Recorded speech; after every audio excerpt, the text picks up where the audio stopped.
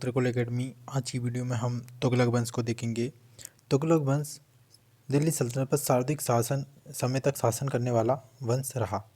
इस वंश की जो सन रहा वह 1320 से 1414 तक रहा। लगभग 100 वर्ष इसने शासन किया।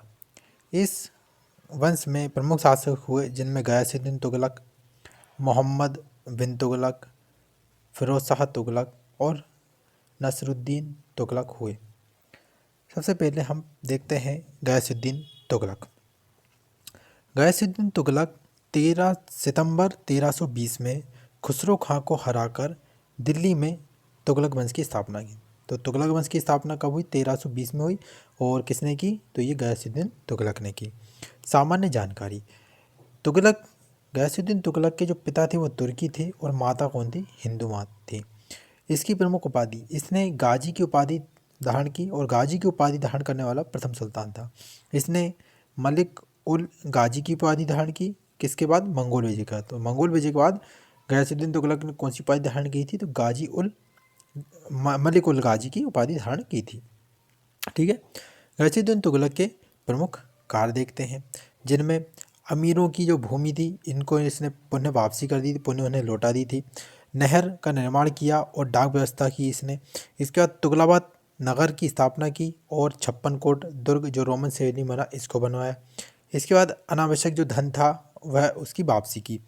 निजामुद्दीन औलिया से विवाद के बाद जब बंगाल से तुगलक दिल्ली वापस आ रहे थे तब औलिया ने कहा था कि हनूज दिल्ली दूर अस्त, मतलब दिल्ली अभी दूर है। उसी समय इसकी मृत्यु हुई थी।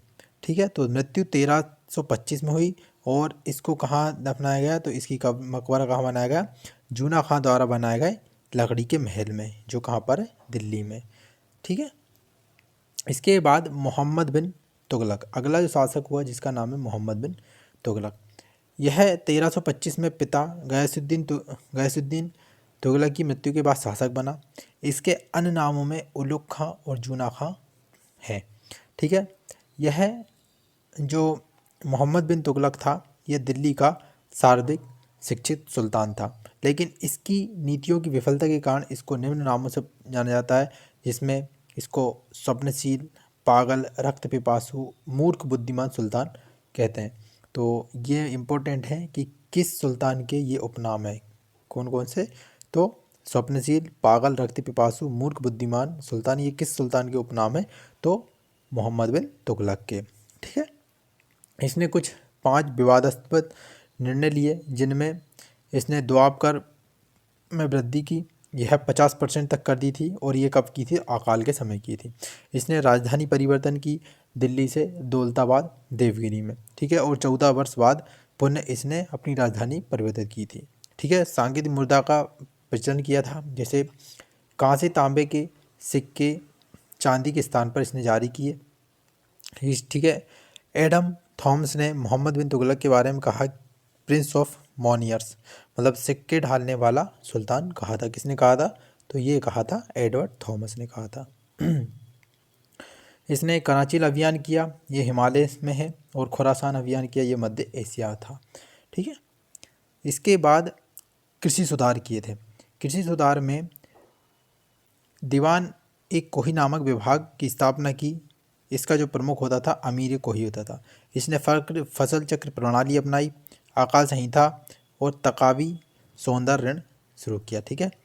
देखो इसमें दीवान कोही की स्थापना किसने की? तो दीवान कोही की स्थापना मोहम्मद बिन तुगलक ने की। बलबन ने दीवान अर्ज, ये सैन्य विभाग की स्थापना की थी। जलाउद्दीन खिलजी ने दीवान वकूफ़, जिसको व्यय विभाग कहते हैं, इसकी स्थापना की थी। अलाउद्दीन खिलजी ने दीवान रियासत, जो आर्थिक संबंधित है, और दीवान मुस्तखराज, जो कर से संबंधित है, इसकी स्थापना की थी अलाउद्दीन खिलजी ने।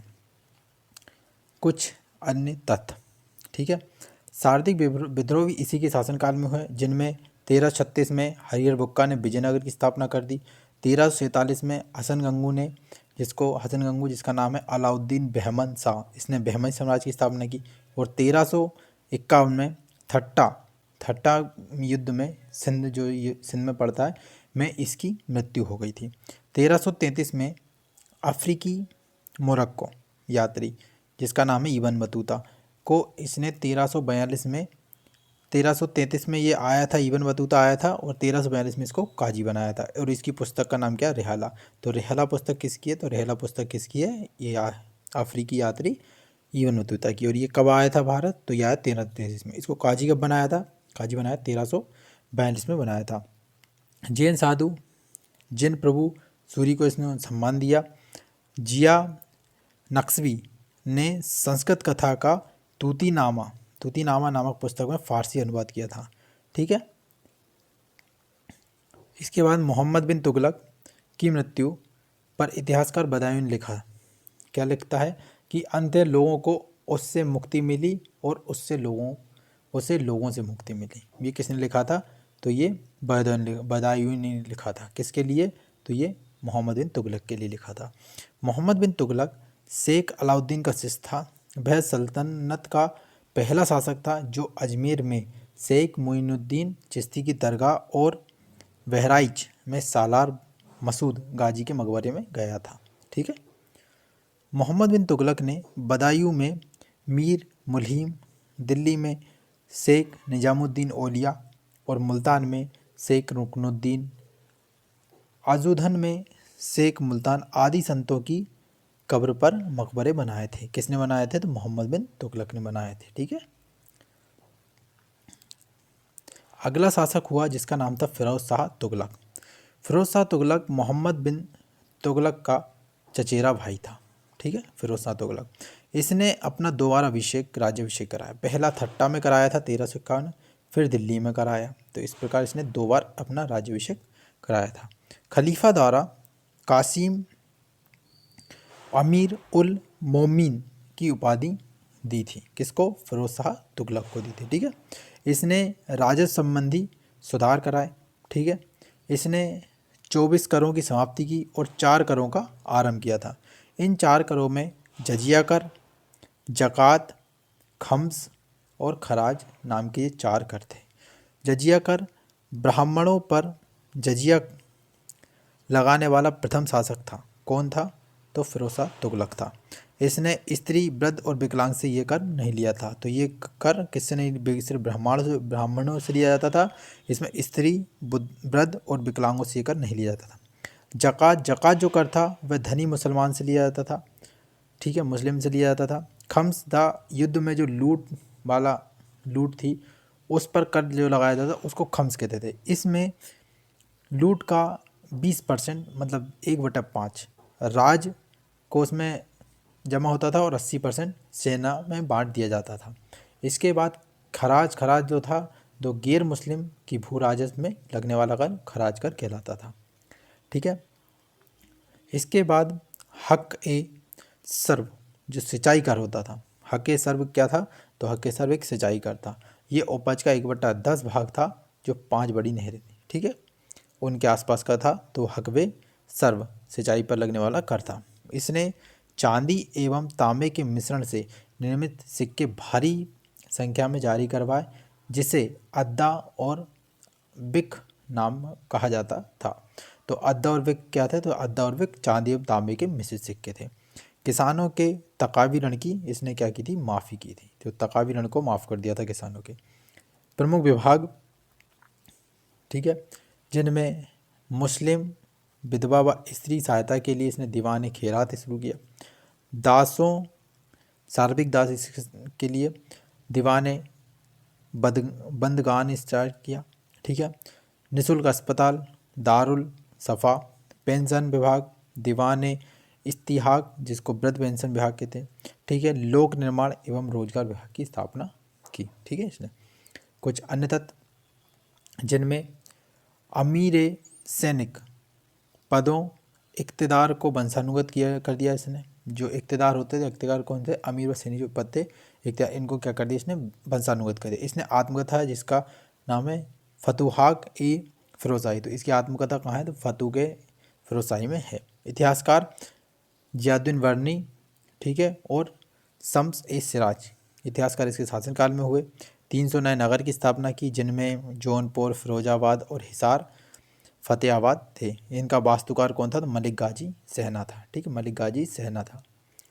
इसके शासनकाल में खिजराबाद, जिसको टोपरा गांव कहते हैं, एवं मेरठ से अशोक के 2 स्तंभों को लाकर दिल्ली में स्थापित किया था। ठीक है। इसने ज्वालामुखी मंदिर के पुस्तकालय से लूटे गए 1300 ग्रंथों में से कुछ को फारसी में विद्वान अलाउद्दीन द्वारा दलायते फिरोजशाही नाम से अनुवाद करवाया था। किसने कराया था? फिरोज तुगलक ने कराया था। सुल्तान फिरोज तुगलक ने दिल्ली में कोटला फिरोज दुर्ग का निर्माण करवाया था। तो फिरोज दुर्ग का निर्माण किसने कराया? तो फिरोज तुगलक ने करवाया था। कहाँ पर? दिल्ली में, कोटला में। ठीक है।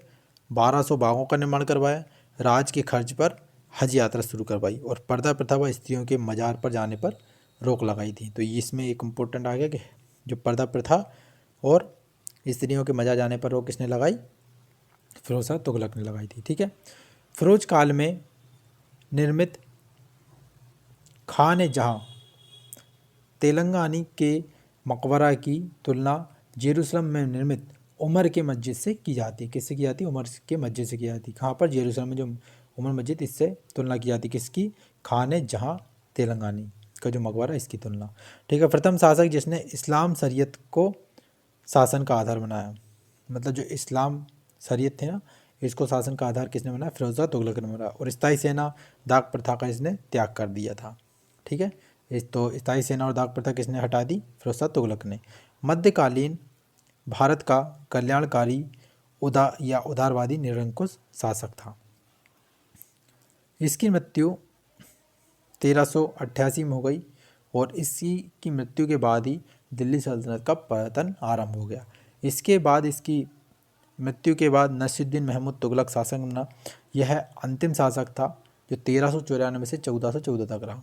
1398 में तैमूर लंग का आक्रमण हुआ था। इसका सहायक खिजर खां था और सैयद खां ने दिल्ली सल्तनत किसी खिजर वंश की स्थापना कर दी। यह दिल्ली वंश का प्रथम शिया शासक था, शिया वंश था। ठीक है।